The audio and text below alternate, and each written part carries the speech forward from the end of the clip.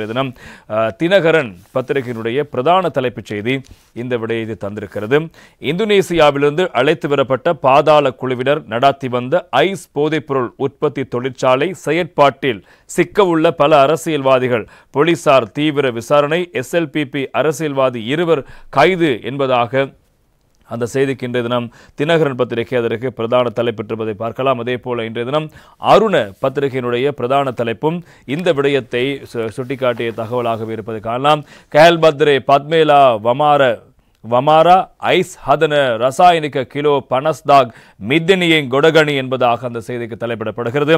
Ice எதுவானம் லக்ஷ விசிதாக் ஆதாயமாக்கு என்பதாகவும் அந்த செய்திக்கு இன்றைய தினம் அருண பத்திரிகை பிரதான தலைப்பிட்டிருப்பது காலம். எனவே இந்த ஐஸ் போதைப் பொருளை தயாரிக்கின்ற நிலையம் ஒன்று இப்போது கண்டுபிடிக்கப்பட்டிருக்கிறது. அதே போல அதற்கு மூலப்பொருட்களை வழங்குகின்ற ஒரு களஞ்சியமாக செயற்பட்ட ஒரு பகுதி மித்தனிய பகுதியில் அடையாளம் காணப்பட்டிருக்கிறது. அனைத்தையும் கைதாகி இப்போது விசாரணைக்கு உட்படுத்தப்பட்டு வருகின்ற இந்த கயல்பத்ரே பத்மே உள்ளிட்ட அந்த தரப்பினர் வழங்கிய தகவலுக்கு அமைய போலீசார் விசேடமான சுற்றி வளைப்புகளை மேற்கொண்டிருக்கிறார்கள். இன்றைய தினம் வீரகேசரி பத்திரிகையிலும் மதுரமான செய்தி முதல் பக்க செய்தியாக வந்திருக்கிறது. கயல்பத்ரே பத்மேவுக்கு சொந்தமான ஐஸ் தயாரிப்புக்கான 42 கிலோ ரசாயன பதார்த்தங்கள் மீட்பு என்பதாக இன்றைய வீரகேசரி பத்திரிகையிலும் மதுரமான செய்திகள் வெளியாக இருக்கின்றன. இந்தோனேசியாவிலிருந்து அழைத்து வரப்பட்ட பாதாள குழுவினர் நடத்தி வந்ததாக தெரிவிக்கப்படும் ஐஸ் போதைப்பொருள் உற்பத்தி தொழிற்சாலை குறித்து உயர்மட்ட விசாரணைகள் முன்னெடுக்கப்படுகின்றன.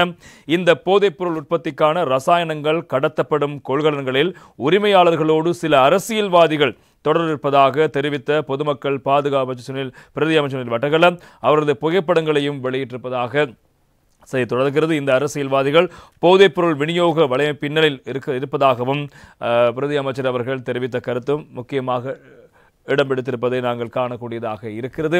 எனவே இன்றைய தினம் தினகரன் பத்திரிகையில் தொடர்பான செய்தி தொடர் இது குறித்து நாம் விசாரணைகள் நடத்தி வருகின்றோம். அவர்களின் தராதரம் மற்றும் அந்தஸ்தை பொருட்படுத்தாமல் நடவடிக்கை எடுப்போம் என்றும் அவர் தெரிவித்திருப்பதான செய்திகளும் பிரதானமாக இருப்பதை நாங்கள் காணக்கூடியதாக இருக்கிறது. எனவே குறித்த விசாரணைகளின் போது சில அரசியல் வாதிகள் முதுகலை கல்விக்கு அல்லது சுகாதார காரணங்களை கூறி நாட்டை விட்டு வெளியேறியிருக்கிறார்கள் என்பதாகவும் சுட்டிக்காட்டப்படுகிறது. மற்றவர்கள் திடீரென காணாமல் போயிருப்பதாகவும் பிரதி அமைச்சர் சுனில் வட்டகல் அவர்கள் மேலும் தெரிவித்திருக்கின்றார். இந்த போதைப்பொருள் விநியோக வலைய பின்னர் ஈடுபட்டுள்ளவர்களை அடையாளம் காணவும் போதைப்பொருள் வர்த்தகத்தின் பின்னணியில் உண்மையில் யார் இருக்கிறார்கள் என்பதை அம்பலப்படுத்தவும் அரசாங்கம் முழுமையான விசாரணையை மேற்கொண்டிருப்பதாகவும் பொதுமக்கள் பாதுகாப்பு பிரதி அமைச்சர் சுனில் வட்டகல் அவர்கள் தெரிவித்த விடயங்களும் பிரதானமாக இருப்பது நாங்கள் காணலாம். எனவே இந்த பகுதி தொடர்பான விடயங்களும் பிரதானமாக இருக்கிறது. எனவே இந்த 42 கிலோ போதைப் பொருட்களும் இப்போது ரசாயன பகுப்பாய்க்கு உட்படுத்தப்பட்டு வருகின்ற முக்கியமாக இருப்பதை காணலாம். மித்தனிய பகுதியில் மீட்கப்பட்ட கயல்பத்ரே பத்மேவுக்கு சொந்தமான என கூறப்படும் ஐஸ் போதைப் பொருள் தயாரிப்புக்காக பயன்படுத்தப்படும் 42,000 கிலோ ரசாயன பதார்த்தங்களில் ஐஸ் மற்றும் மெத்தபடமைன் போதைப் பொருட்கள் மூலக்கூறுகள் இவ்வாறு அதிலிருந்து மீட்கப்பட்டதான செய்திகளும் பிரதானமாக இருப்பது நாங்கள் காணக்கூடியதாக இருக்கிறது. எனவே இவ்வாறு அவர்கள் வழங்கிய தகவல்களுக்கு அமைய சுற்றி வளைப்பு மேற்கொள்ளப்பட்டது. சுற்றி வளைப்பின் ஊடாகத்தான் இவ்வாறு இந்த போதைப் பொருட்கள் கைப்பற்றப்பட்ட விடயங்கள் முக்கியமாக இருப்பது காணலாம். எனவே இந்த போதைப் பொருள் காணப்பட்ட ரசாயன பரிசோதனை தற்போது உறுதிப்படுத்தப்பட்டிருக்கிறது. அதில் இருக்கின்ற பதார்த்தங்கள் என்ன என்பது உறுதிப்படுத்தப்பட்டிருக்கிறது. இந்த சம்பவத்து தொடர்புடையதாக சந்தேகத்தின் அடிப்படையில் ஸ்ரீலங்கா பொதுஜன பெரமுனவின் உறுப்பினர் ஒருவர் கைது செய்யப்பட்டு அவர் மேலதிக விசாரணைகளுக்காக மேல் மாகாண வடக்கு குற்றத்தடுப்பு பிரிவிடம் ஒப்படைக்கப்பட்டிருப்பதாக சிரேஷ்ட போலீஸ் ஊடக பேச்சாளர் சிரேஷ்ட போலீஸ் அத்தியட்சகர் உதயகுமார் உட்லர் அவர்கள் தெரிவித்திருக்கின்றார். திட்டமிட்ட குற்றச்செயல் தொடர்புடையதாக கூறப்படும் கயல்பத்ரே பத்மே பெக்கோ சமான் கமாண்டோ சலிந்த உள்ளிட்ட 5 இந்தோனேசியாவில் கைது செய்யப்பட்டு அண்மையில் நாட்டுக்கு அழைத்து வரப்பட்டார்கள். இந்நிலையில் அவர்கள் மேலதிக விசாரணைகளுக்காக குற்றப்புலனாய்வு திணைக்களம் மற்றும் மேல் மாகாண வடக்கு குற்றத்தடுப்பு பிரிவில் விசேட தடுப்பு காவல் உத்தரவின் பேரில் தடுத்து வைக்கப்பட்டு விசாரிக்கப்பட்டு வருகின்றார்கள். இதற்கமைய கயல்பத்ரே பத்மே நுவரெலியா பகுதியில் வீடொன்றை வாடகைக்கு பெற்று ஐஸ் போதைப்பொருள் தயாரிப்புக்காக பாகிஸ்தானில் 2 நாட்டுக்கு அழைத்து வந்துள்ளமை ஆரம்பகட்ட விசாரணையின் போது வெளிக்கொண்டப்பட்டிருக்கிறது. பெக்கோ சமனிடம் மேற்கொள்ளப்பட்ட விசாரணைகளின் போது அதனை உற்பத்திப்படுத்த போலீசார் அதனை உறுதிப்படுத்துவதற்கு போலீசாரால் முடிந்திருப்பதாகவும் போலீஸ் ஊடக பேச்சாளர் குறிப்பிட்டிருக்கின்றார். இந்நிலையில் பெக்கோ சமன் மற்றும் தெம்பிலி லஹிரு ஆகியோரை விசாரணைக்கு அதிகாரிகள் மித்தனிய பகுதிக்கு அழைத்து சென்று விசாரணைகளை மேற்கொண்டிருந்தார்கள். எனினும் இதன் போது இதுபோது எந்த தகவலும் வெளிப்படுத்தப்பட்டிருக்கவில்லை. இதன் பின்னணியில் மேற்கொள்ளப்பட்ட மேலதிக விசாரணைகளின் போதும் கால்பத்ரே பத்மேவுக்கு சொந்தமான பாகிஸ்தான் ஒருவரினால் உதவியுடன் 2 கொள்கலன்கள் மூலம் ஐஸ் போதைப் பொருள் தயாரிப்புக்கு பயன்படுத்தப்படும் ஒரு வகை ரசாயன பதார்த்தம் கொண்டுவரப்பட்டுள்ளமை வெளிக்கொணரப்பட்டிருக்கிறது. எனவே மேல் மாகாண வடக்கு போலீஸ் குற்றத்தடுப்பு பிரிவுக்கு பொறுப்பான உதவி போலீஸ் அத்தியட்சகர் ரொஹான் ஒலுகல மற்றும் அதன் பொறுப்பதிகாரி பிரதான போலீஸ் பரிசோதகர் லிட்டன் சில்வா உள்ளிட்ட அதிகாரிகள் நேற்று முன்தினம் மித்தனிய தலஹா பகுதியில் உள்ள இடம் ஒன்றை சோதனைக்குட்படுத்தி இருந்தார்கள். எனவே இதன் போது அப்பகுதியில் 2 கொள்கலன்களில் புதைக்கப்பட்டிருந்த ஐஸ் போதைப் பொருள் தயாரிப்புக்கு பயன்படுத்தப்படும் ரசாயன பதார்த்தம் மீட்கப்பட்டிருக்கின்றது. எனவே குறித்த ரசாயன பதார்த்தங்களை பெக்கோ சமான் தனது நண்பர்களான பொதுஜன பெரமுனவின் அகுனுகொல பெலஸ் பிரதேச சபையின் முன்னாள் உறுப்பினர் மற்றும் அக்கட்சியின் சார்பில் கடந்த முறை போட்டியிட்ட உறுப்பினருக்கு சொந்தமான இடத்தில் மறைத்து வைத்துள்ளமை விசாரணைகளில் தெரிய வந்திருக்கின்றது. அத்தோடு குறித்த இருவரும் சகோதரர்களாவர். சந்தேக நபர்கள் இருவரும் குறித்த ரசாயன பதார்த்தத்தை பிரிதொரு இடத்தில் இருந்து அப்பகுதிக்கு கொண்டு வந்து இவ்வாறு புதைத்திருக்கிறார்கள். எவ்வாறாயினும் குறித்த பகுதியை நேற்று முன்தினம் சந்தேக நபர்கள் கான்கிரீட் இட்டு முழுமையாக மூடுவதற்கு தயார் நிலை இருந்ததாகவும் போலீசார் தெரிவித்திருக்கிறார்கள். மேலும் அங்கிருந்து போதைப்பொருள் ஐஸ் போதைப் பொருள் தயாரிப்புக்காக பயன்படுத்தப்படும் 42,000 கிலோ ரசாயன பதார்த்தங்களில் ஐஸ் மற்றும் பெத்தமட்டமை சொல்லப்படுகின்ற போதைப் பொருட்களின் மூலக்கூறுகள் காணப்பட்டமை ரசாயன பரிசோதனையில் உறுதிப்படுத்தப்பட்டிருக்கிறது.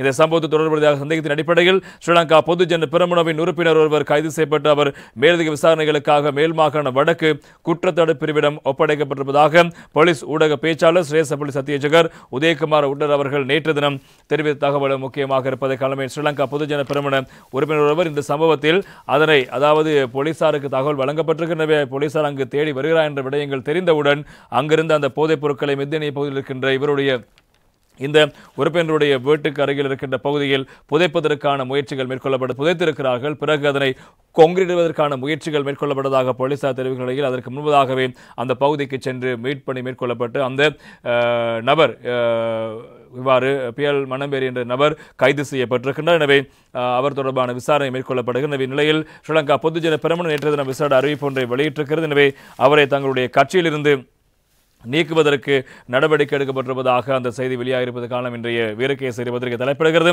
போதைப்பொருள் குற்றச்சாட்டில் கைதான சம்பத் மணம்பேரி கட்சியிலிருந்து நீக்கம் ஸ்ரீலங்கா பொதுஜன பெரமுன என்பதாக இன்றைய வீரகேசரி பத்திரிகை அதற்கு தலைப்பிடுகிறது. போதைப்பொருள் குற்றச்சாட்டில் கைது செய்யப்பட்டுள்ள சம்பத் மணம்பேரி என்பவரை கட்சியின் உறுப்பினரிலிருந்து நீக்கப்பட்டிருப்பதாகவும் இவ்வாறான குற்றச்சாட்டுகளுக்கு தாம் தளர்வான கொள்கை கடைபிடிக்கப் போவதில்லை எனவும் ஸ்ரீலங்கா பொதுஜன பெரமுன அறிவித்திருக்கின்றது. மித்தனிய தலாவ பகுதியில் உள்ள வீடொன்றில் புதைக்கப்பட்டிருந்த ஐஸ் ரக போதைப் பொருளை தயாரிக்க பயன்படுத்தப்படும் சுமார் 50,000 கிலோகிராம் ரசாயனங்கள் கண்டுபிடிக்கப்பட்ட சம்பவம் தொடர்பில் ஸ்ரீலங்கா பொதுஜன பெரமுனவின் முன்னாள் பிரதேச சபை உறுப்பினர் சம்பத் மணம்பேரி கைது செய்யப்பட்டார். எனவே சம்பத் மணம்பேரியின் கட்சி உறுப்பினரையை உடன் அமலுக்கு வரும் வகையில் தடை செய்ய நடவடிக்கை எடுக்கப்பட்டிருப்பதாக ஸ்ரீலங்கா பொதுஜன பெரமுன நேற்று தினம் இந்த அறிவிப்பை வெளியிட்டிருப்பதாக அந்த செய்திகளும் பிரதானமான செய்திகளாக இடம்பெடுத்திருப்பது நாங்கள் காணக்கூடியதாக இருக்கிறது. எனவே இவ்வாறு இந்த விடயங்கள் ஒருபுறம் ஒரு பிரச்சனையாக மாறிக்கொண்டிருக்க இன்றைய தினம் மற்றும் ஒரு தகவல் இருக்கிற லங்காதீப் பத்திரிகையில் ஒன்று முக்கியமான செய்தியாக நாங்கள் பார்க்கலாம். பத்மேலா எக்க ஹாதகம் ஹிட்டபு மெத்தி அமதிவரு கலாகருவான் ரெசாக் என விமர்சன கோலபாலயோ பனாக் கம்பிம் ஹெர கிஹின் என்பதாக இன்றைய தினம் லங்காதீப் பத்திரிகையில் தொடர்பான செய்தி பிரதானமான செய்தியாக முக்கியமான செய்தியாக இடம்பெடுத்திருக்கிறது. குறிப்பாக இந்த பத்மே மற்றும் குடு சலிந்து உள்ளிட்ட பாதாள குழு உறுப்பினர்கள் ஐவரோடு தொடர்புகளை பேணி வந்த பல்வேறு தரப்பினர் இப்போது அடையாளம் காணப்பட்டிருக்கிறார்கள். அவ்வாறு அடையாளம் காணப்பட்டவர்கள் தொடர்பான விடயங்கள் தற்போது மேற்கொள்ளப்பட்டு வருகிறது. அவர்களில் முன்னாள் அமைச்சர்கள் அதே போல கலைஞர்கள் பலரும் இந்த சம்பவத்தில் தொடர்பட்டிருப்பதாக தெரிய வந்த நிலையில் அதில் பலர் இப்போது தலைமறைவாகி இருப்பதான தகவலும் இன்று தினம் லங்காதீப் பத்திரிகையினுடைய முக்கியமான தகவலாக இடம்பெடுத்திருப்பதை காணலாம். அதே போல இந்த விவகாரம் தொடர்பாக சுனில் வடகல அமைச்சர் அவர்கள் தெரிவித்த கருத்து இன்று தினம் வீரகேசரி பத்திரிகையில் தலைப்பிடப்படுகிறது. போதைப்பொருள் சங்கிலியின் பின்னால் அரசியல்வாதி தண்டனை நிச்சயம் பிரதி அமைச்சர் சுனில் வடகல என்பதாக இன்றைய வீரகேசரி பத்திரிகையும் அந்த செய்திக்கு தலைப்பெற்றிருப்பதை நாங்கள் காணக்கூடியதாக இருக்கிறது. போதைப்பொருள் உற்பத்திக்கு பயன்படுத்தப்படும் ரசாயனங்களை கடத்துவதற்கு பயன்படுத்தப்பட்ட கொள்கலன்களில் உரிமையாளர்களோடு தொடர்புடைய அரசியல்வாதிகளின் புகைப்படங்கள் நமக்கு கிடைத்திருப்பதாகவும் இந்த அரசியல்வாதிகளே இப்போது இந்த போதைப்பொருள் விநியோக சங்கிலியின் பின்னால் இருக்கிறார்கள். இது தொடர்பில் தீவிர விசாரணை முன்னெடுக்கப்பட்டு அவர்கள் தராதரமின்றி சட்டத்தில் நிறுத்தப்படுவார்கள் என்று பொதுமக்கள் பாதுகாப்பு பிரதி அமைச்சர் சுனில் வடகல் அவர்கள் நேற்று தினம் ஹோமாகமையில் வைத்து இந்த விடயங்களை தெரிவித்திருக்கின்றார். போதைப்பொருள் தயாரிப்புக்கு பயன்படுத்தப்படும் ரசாயனங்கள் கடத்துவதற்கு பயன்படுத்தப்பட்ட கொள்கலன்களின் உரிமையாளர்கள் தொடர்புடைய அரசியல்வாதிகளை இந்த புகைப்படங்கள் இருக்கிறார்கள். இவற்றின் ஊடாக போதைப்பொருள் தயாரிக்கப்பட்டு விநியோகிக்கப்பட்டிருந்தால் முழு நாடும் சிறிலுவதற்கு அது வழிவகுத்திருக்கும். போதைப்பொருள் கடத்தல்காரர்கள் அவர்களோடு தொடர்புடைய அரசியல்வாதிகள் பாதாள குழுக்களோடு தொடர்புடையவர்களை இனங்காண்பதற்கு சிறந்த சந்தர்ப்பம் உருவாகியுள்ளது. துப்பாக்கிச்சூடு சம்பவங்கள் இடம்பெறும் அந்த சந்தர்ப்பத்தில் சந்தேக நபர்களை கைது செய்ய முடியாவிட்டாலும் அதன் பின்னர் முன்னெடுக்கப்பட்ட விசாரணைகளூடாக பெரும்பாலான சம்பவங்களோடு தொடர்புடைய சந்தேக நபர்கள் கைது செய்யப்பட்டிருக்கிறார்கள். போலீஸ் திணைக்களமும் ராணுவமும் இணைந்து முன்னெடுக்கும் இந்த சுற்றி வளைப்புகளின் மூலம் பல குற்றங்கள் இடம்பெற்ற முன்னரே அவற்றை தடுக்க முடிந்திருக்கிறது. ஜனாதிபதியும் இதனை கடுமையாக வலியுறுத்தி குறிப்பிட்டிருந்தார். கொழும்பு மாவட்டத்தில் போதைப்பொருள் தொடர்பான கலந்துரையாடல்களில் பிரதமர் தலைமையில் பிரத்யேகமாக இடம்பெற்று வருகிறது. எனவே மாவட்ட அபிவிருத்தி குழு கூட்டத்துக்கு அப்பால் அந்த கலந்துரையாடல்கள் முன்னெடுக்கப்பட்டு வருவதாக தெரிவித்திருக்கிற. எனவே இவ்வாறு போதைப்பொருள் ஒழிப்பு நடவடிக்கை அரசாங்கம் தீவிரமாக முன்னெடுத்து வருகிறது. இப்போது இதற்கு பின்னார்ந்து செயற்பட்ட அரசியல்வாதிகள் பலருடைய விடயங்கள் இப்போது அம்பலப்படுத்தப்பட்டு கொண்டிருக்கிறது. எனவே அவர்களுக்கு எதிராக கடும் நடவடிக்கைகள் மேற்கொள்ளப்படும் என்பதாக அந்த தகவலும் பிரதானமாக இருப்பதை நாங்கள் காணலாம்.